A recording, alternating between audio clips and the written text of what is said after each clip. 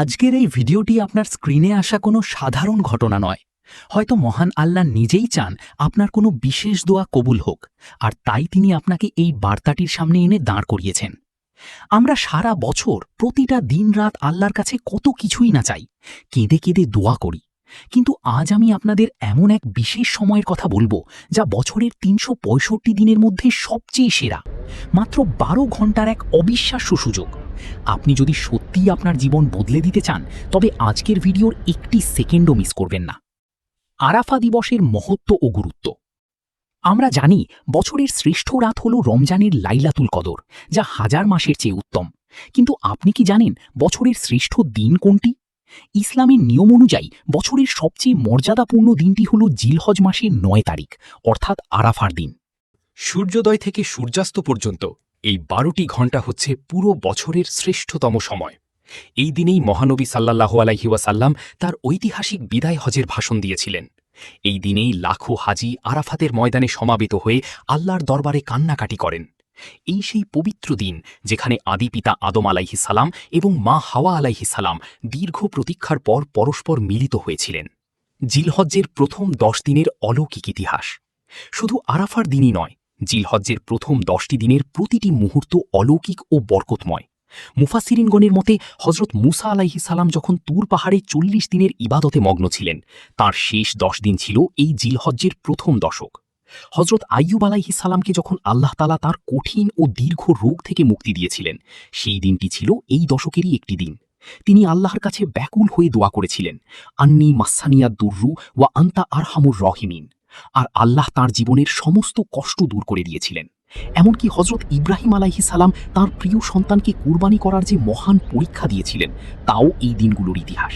তাই এই সময়টার গুরুত্ব অপরিসীম। ঘরে বসে আমাদের করণীয় ও সর্বশ্রেষ্ঠ দোয়া।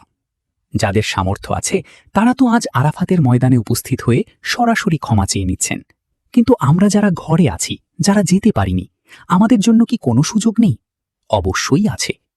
আল্লাহর রাসূল বলেছেন, সর্বোত্তম দোয়া হল আরাফা দিবসের দোয়া।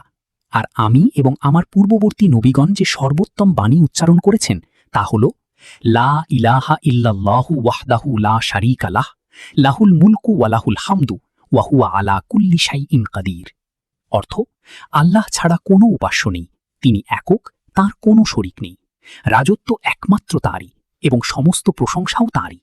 তিনি সবকিছুর উপর ক্ষমতাবান। একবার ভেবে দেখুন, সৃষ্টির শুরু থেকে আমাদের প্রিয় নবী সাল্লাল্লাহু আলাইহি ওয়াসাল্লাম পর্যন্ত যত নবী রাসূল পৃথিবীতে এসেছেন, তারা প্রত্যেকেই এই দোয়াটি পাঠ করেছেন। সারা দিন উঠতে বসতে কোনো সংখ্যার হিসাব ছাড়াই এই দোয়াটি জপ করতে থাকুন, আর মনে মনে আপনার চাওয়াগুলোর নিয়ত করুন। এই দিনের আরেকটি বিশেষ উপহার হল একটি রোজা বা সিয়াম।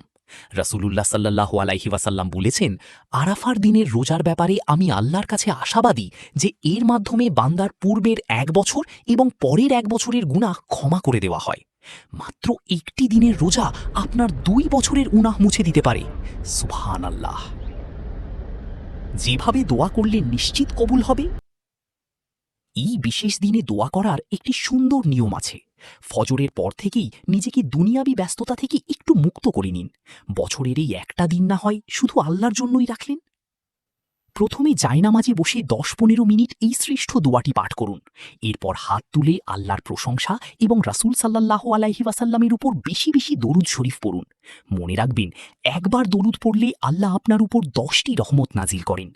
এরপর মনের সব আকুতি, সব কষ্ট উজাড় করে আল্লাহর কাছে চান। যতক্ষণ না চোখ দিয়ে পানি আসে, যতক্ষণ না ক্লান্ত হন, চাইতে থাকুন। দোয়া শেষ করুন আবারও দরুদ শরীফ দিয়ে। এভাবে সারাদিন দফায় দফায় আমলটি করতে থাকুন। আসুন আমরা সবাই এই বছরের সর্বশ্রেষ্ঠ দিনটিকে অবহেলায় হারিয়ে না ফেলি। আল্লাহ আমাদের সবাইকে এই পবিত্র সময়ে খাঁটি মনে আমল করার এবং আমাদের জীবনের সমস্ত নেক আশা পূরণ করার তৌফিক দান করুন। আমিন। ভিডিওটি ভালো লাগলে শেয়ার করে অন্য ভাই বোনদেরও আমল করার সুযোগ করে দিন। ইসলামের এমন সুন্দর ও হৃদয়স্পর্শী বার্তা নিয়মিত পেতে এনাম ভিউ চ্যানেলটি সাবস্ক্রাইব করে আমাদের সাথেই থাকুন। আসসালামু আলাইকুম ওয়া রাহমাতুল্লাহি ওয়া বারাকাতুহু।